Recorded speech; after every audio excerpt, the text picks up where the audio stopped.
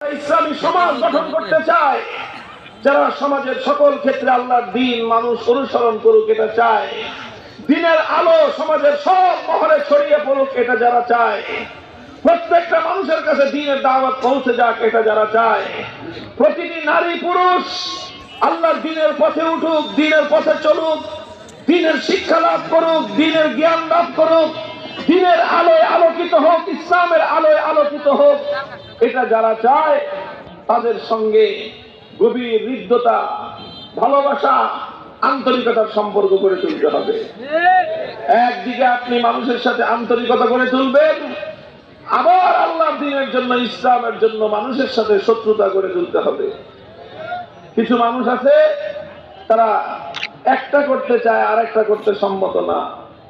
তারা শুধু চায় মানুষের সঙ্গে মায়া মহব্বত করবে, কিন্তু ইসলামের জন্য, আল্লাহর জন্য কারো সঙ্গে শত্রুতা রাখতে চায় না। সেই মানুষের দ্বারা দুনিয়াতে কোনো ভালো কাজ হওয়া সম্ভব না। আপনি আপনার মাকে ভালোবাসেন, আপনি আপনার বাবাকে ভালোবাসেন, এখন কোন কুলাঙ্গার এসে যদি